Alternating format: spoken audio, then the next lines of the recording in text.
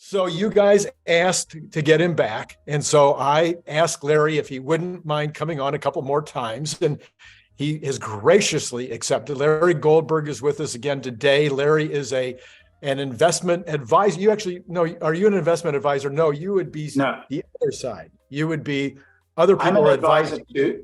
I'm an advisor to management in startup companies. I'm an investor in startup companies. I'm also an investor in venture funds and in private equity. So I do act in an advisory capacity, principally to small startups,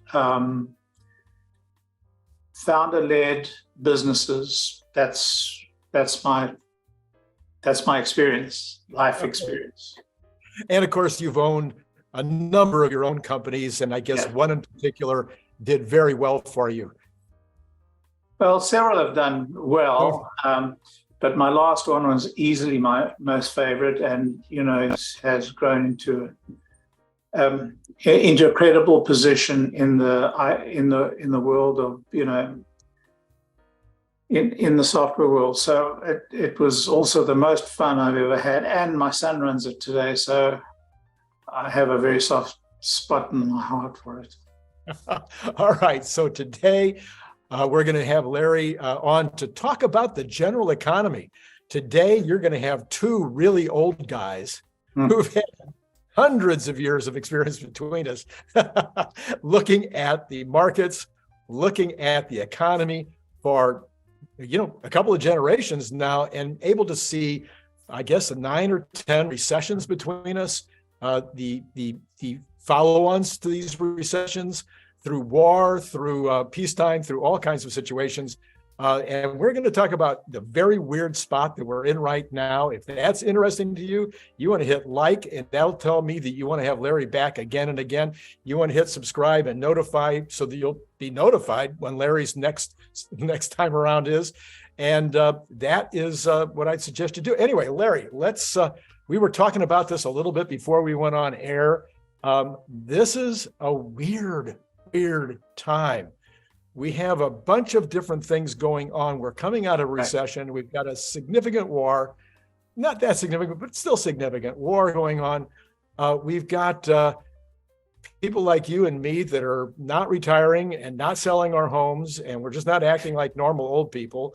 And then we've got a dearth of young people coming along, both here and all over the world. I mean, these are demographic and financial times that there's never been anything like it. It's kind of hard to know how to think about the future. What's going on in your mind right now? Well, all of the above. I mean, Elon warns about, this coming demographic crunch, which is more serious for, say, China than it is for us, because China's population it is collapsing, literally. I mean, their birth rate is down way below what we thought it would be just 5 years ago. I don't have the numbers at my fingertips, but it's really alarming for them. India is not in that position yet. But I think once they get wealthier, once they start climbing up the industrial, the wealth ladder, that may happen to them. But we are in, a serious demographic decline throughout the West. And by the way, this war between Russia and Ukraine, which I wouldn't say it's a little war. I'd say it's a pretty serious war of our time. And it's really still resolving the issues that were left over in the Second World War. I was born in the shadow of the Second World War. I was born less than a year after Victory Europe Day and half a year after, the atomic bomb dropped. So my whole childhood is affected by that. And my father grew up in the Depression. So the historical view I have really is colored by that. And my study of European history between the wars, I'm a Churchill nut, so I've studied Churchill a lot. So bottom line is, the situation we're in today has echoes of times in the previous, eras of the last 2 centuries, but but it's really perplexing what's happening, particularly after this pandemic, because firstly, the level of public debt in the United States and the West and Japan, and frankly, China, is staggering. The world's not seen this kind of debt level since the end of the Roman Empire, and maybe even beyond where they were in the times of the Roman Empire, just because of the sophistication of our system. So we have, there's some serious problems, and it's very perplexing to try and read the economy with this background. I know there are far cleverer people than me and with much more economics history and experience, and they're probably as wrong as I am in trying to divine what's going on, because these are, we haven't seen times like this before. So it's very hard to read. Go ahead. Yeah, I was super critical of our Fed chair yesterday, because I thought he said a few things that were just unsupportable. Yeah. You and I are, have a little bit of following on YouTube, but these professionals, these PhDs, these guys that are supposed to be running it, sometimes I just shake my head and I'm like, where in the world are they getting their information? And they're making decisions that are impacting things like the debt and things like the interest rates. It can get scary at times, but I agree with you. We are in a wild and crazy time. One of the things I've been looking at, Larry, has been the amount of money on the sidelines. This has been one that's been impacting my thinking, whether it's in money markets, whether it's in T-bills, whether it's in people's mattresses. The market, your feeling is maybe the market's a little out ahead of its skis, and yet there's all this money still on the sideline. Tell me more about your thinking that the market is maybe a little overbought at this point? The amount of money that's in the sidelines really seems like a lot.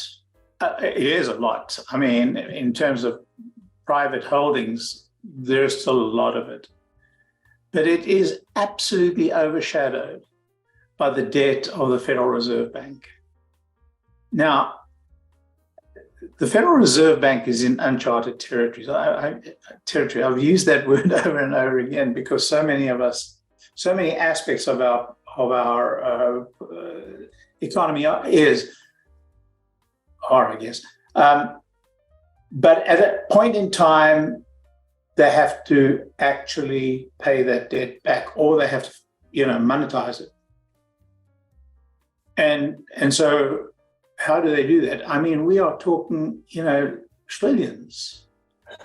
And it just got crazy in the last 10, since 2008, it just has been going up. And then the pandemic sent it through the roof. It's really hard to see how they're going to manage that. Chamath Palihapitiya said during the pandemic, he said, and when interest rates were still very low, they should issue a 100-year bond, and they should have done that. Yeah. And it was my view as well. They could have issued a 100-year bond at 1%, at 0.5% at one point, and they could have issued it for multiple trillions, issued them for multiple trillions. They didn't. And so they're going to have to square the books. Somehow that debt has to be paid.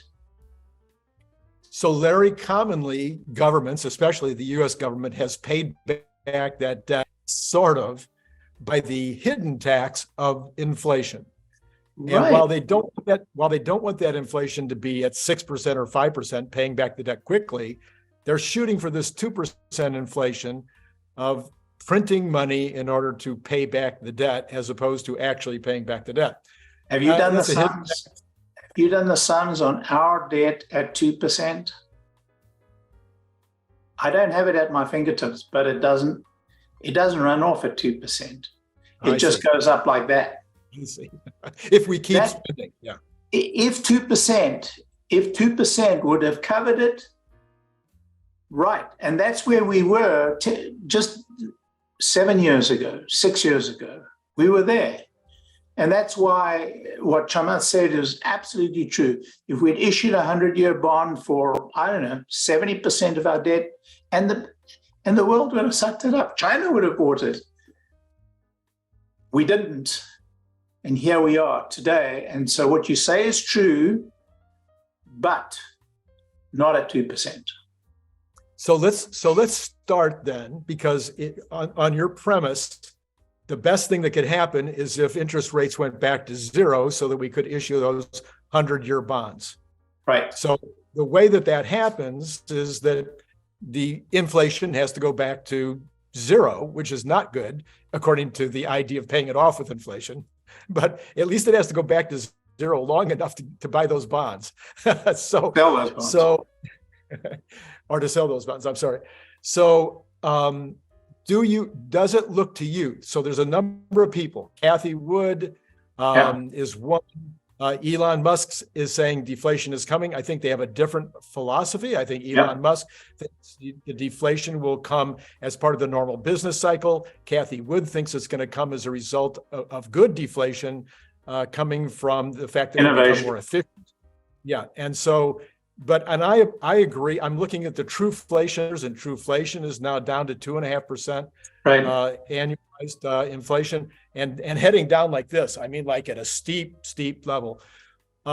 So if we get back to zero inflation, then bonds, regular investors will be looking for a 2% return, I suppose, and that would mean the government bonds could be down at 1 again.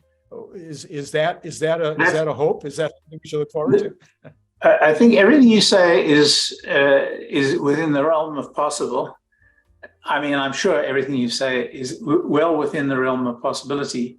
And again, I'm not an economist, so you're really, taking me out way over my skis. But here's the issue. What is the rate right now on 10-year, 20-year US Treasuries? 3.7. It does not reflect true-flation's number. It more properly reflects, the Reserve Bank's position. That's the number you've got to watch, because if you want to sell 100-year bonds, you need two things. You need an interest rate that you can live with for 100 years, and you need somebody who will buy it. Right. And in this world right now, with the level of confidence in the US currency where it is today, with what's happening in Europe, with China's position vis-a-vis US, I don't see that condition coming. I don't see a situation where the US will be able to sell a 50, let alone 100-year bond at any reasonable rate that it can live with. Now, I could be wrong, and we could be going into a wonderful decade of bountiful plenty. If the cost of power falls to zero, if all these things that Cathie talks about, innovation comes about, wonderful. It's more than possible we can get back to, a level of inflation that's less than zero, the level of confidence in US economy rises, the war ends in Europe, everybody makes love, and interest rates fall to zero. I'm not betting on that. So in your and my lifetime, we've seen the cost of telephone communication go to zero. We've seen the cost of information go to zero. We've seen the cost of personal compute go to virtually zero. These are all things that if you told me 50 years ago, 40 years ago, 30 years ago, that we'd have free phone calls, we'd have free information, we wouldn't have to go to a library, wouldn't you have to drive free video down? Calls. When we were young, the video calls was it was like, that was the dream of the future, and they're free today. Yeah. So we have all this capability that we've seen happen. It appears, I think it's fair to say that there's a pretty good chance that the cost of electricity could go to near zero, or as Tony says, too cheap to meter. Once you've installed the capacity, the sun and the wind are free. So there's a point at which it's going to be at least close to free. The cost of transportation, if we have robo-taxis, the cost of transportation could easily come down to a quarter a mile. I want to hold you right there, because there's a misconception about the cost of energy. Cost of energy is not the cost of generation.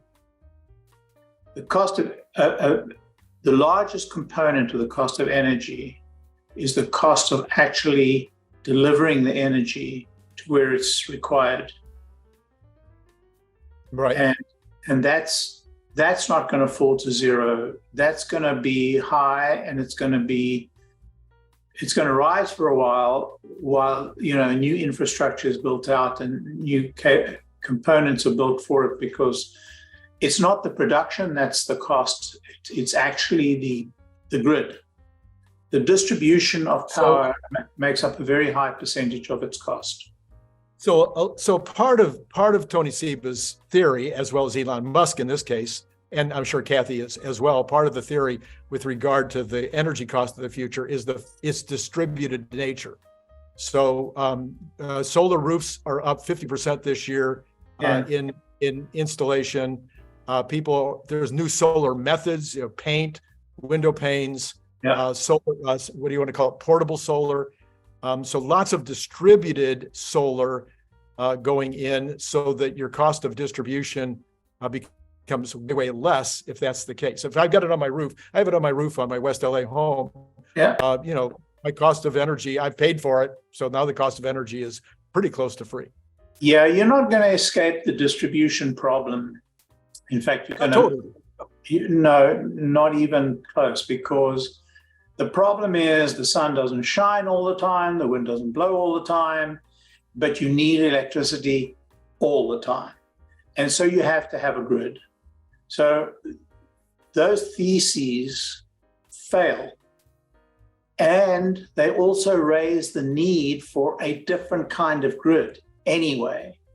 So the grid is going to always be with us, because power has to be you have to have it all the time, period. Mm-hmm. And there is still no method of generating power that is all the time. Even if you had a mega pack, a mini mega pack, let's call it, in your garage, your car, were you able to feed back to the house, you still would not have the level of certainty of power that you need. So you need a grid. It's just that's just the reality of how we live today. Yeah, I don't know what I'm talking about, but I have in my head a system that has solar on your roof. Not everybody's going to do it, but it's going to get to the point where people will not do it, just because their electric bill will be so low they won't want to spend the money. Now, it may be that the electric company comes in, or somebody else comes in and puts the solar on your roof as part of the, and then they get the whatever revenue that comes from that.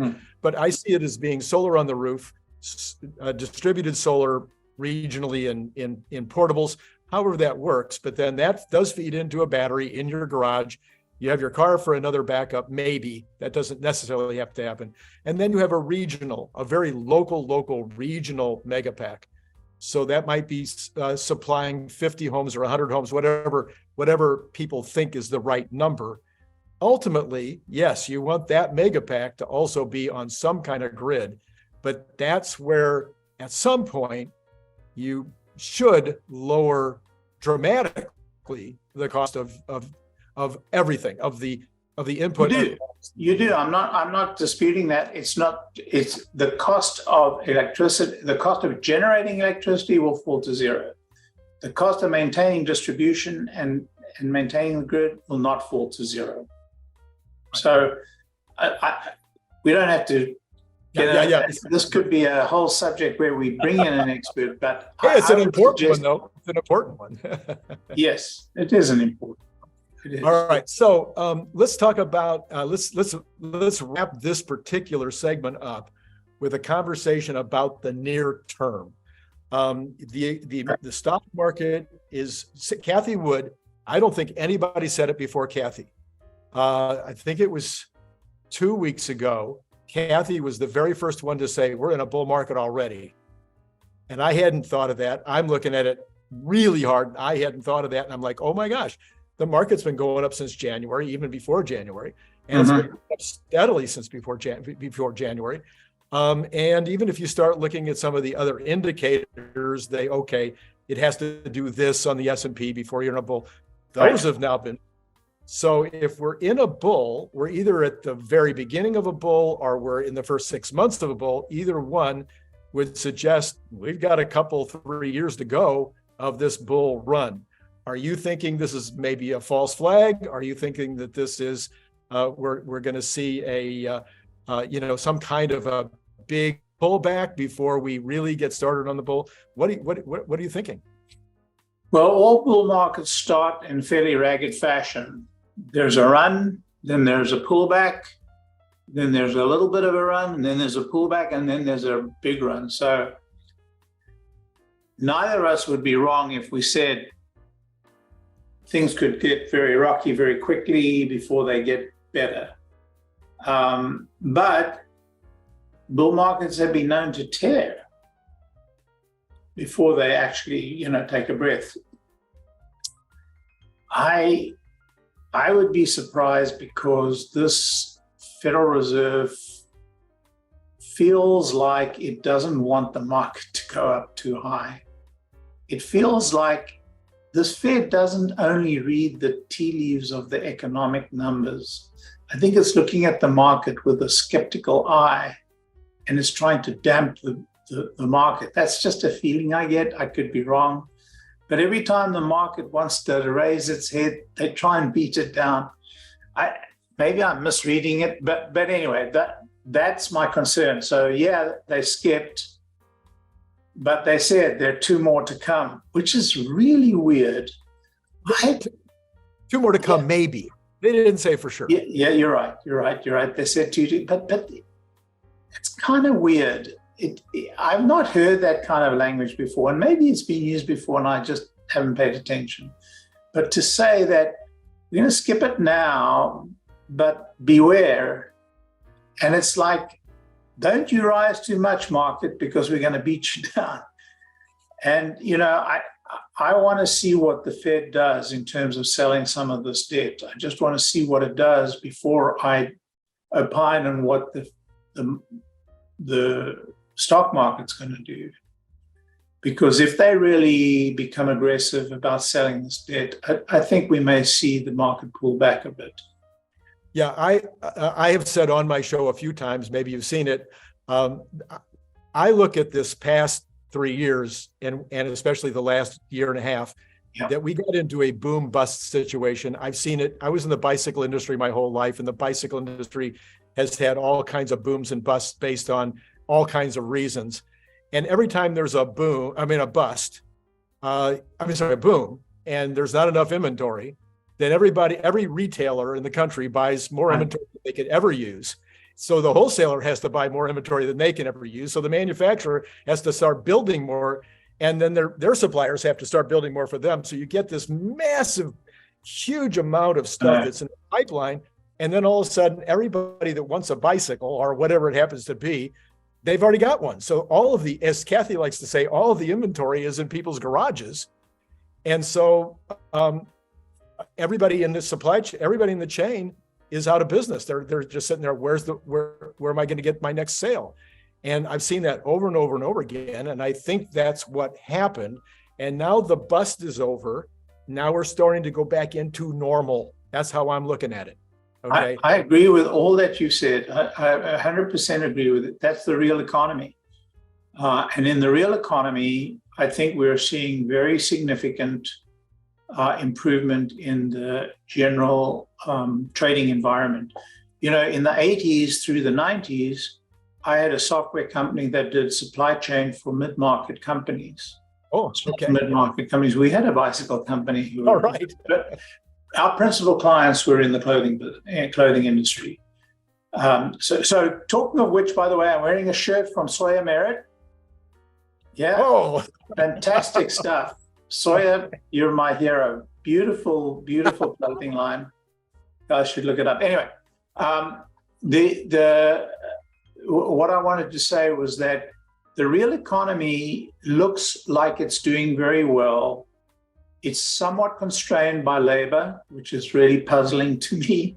But I think that has to do with demographics. I'm thinking it has to do with demographics. I have no real clear evidence for that, but that's just my thought. Demographics right now are really weird, really, really, really weird. We have such low participation in the labor market by our population, and that doesn't sound right to me, given the shortage of workers you see everywhere, and yet we have this relatively high low level of participation, and this low level of participation may be related to our total population, and our population aging.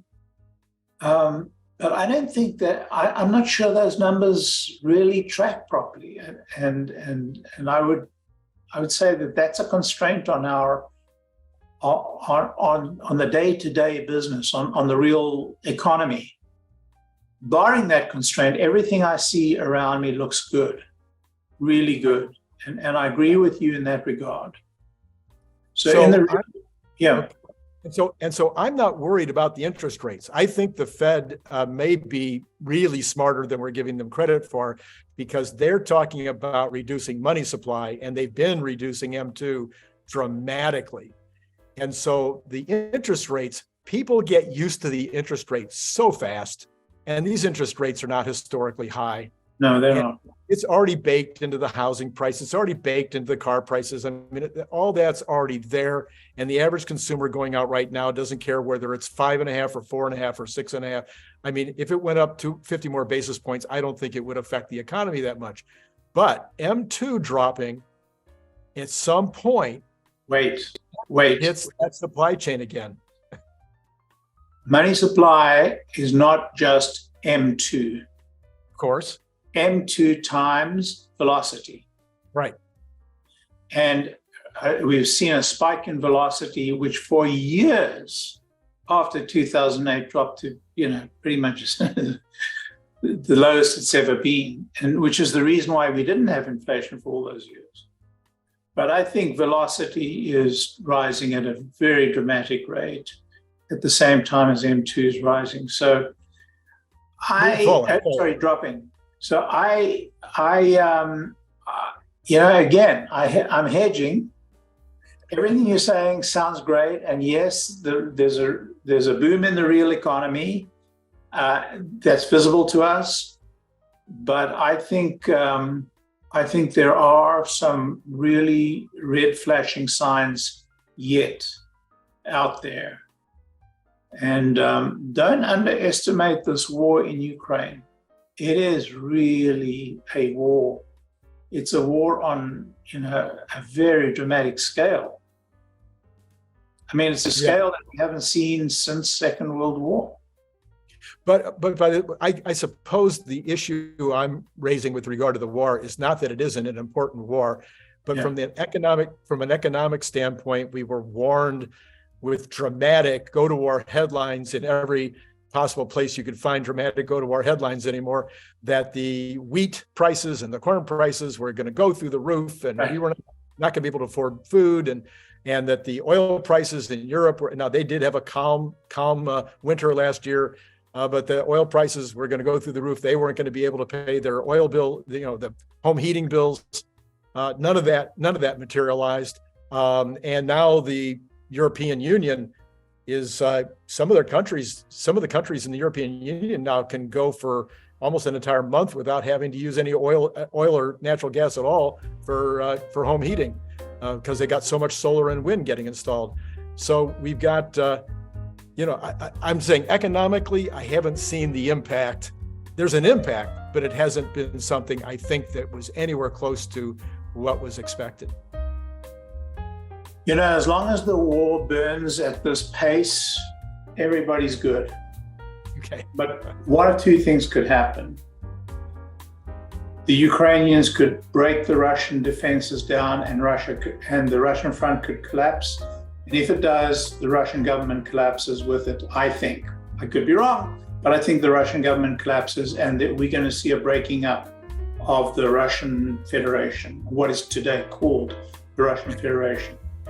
The other thing can happen is that the Russians can outlast or outshoot the Ukrainians and can, force the Ukraine to bend the knee. So either of those two could be very serious for the economy, and they're red flags that I would just raise. I wouldn't say they're governing right now, but they could suddenly come to govern. So that's what I'm raising are these red flags to the sort of beautiful outcome you're painting us. I'm a natural pessimist. You're a natural optimist. Okay. There you go. You're right. And on that note, I think we'll close out this episode. I have Larry back. The next time, I'll still be wearing the same shirt though, because we're recording these at the same time. So it's not that I only have one shirt, okay? I know you guys are all interested in my Hawaiian shirts. I'm buying more right now because I want to have a big collection for the show. Anyway, and I'll wear my soya t-shirt. There you go. So what we're going to do is we're going to wrap this one up. Larry's going to come back. We're going to talk specifically about Tesla and whether it's out ahead of its skis in this particular market at the Pacific time. If you liked having Larry on, please hit like, please hit subscribe, and then the notify button will be really, really good to make sure you hear what Larry has to say about Tesla and their place in the market right now. Larry, thanks again for being on the show. Thank you, Randy. All right, and for all of you out there, it's been great talking to you. Click the link below to get your paperback, Kindle, or audiobook now.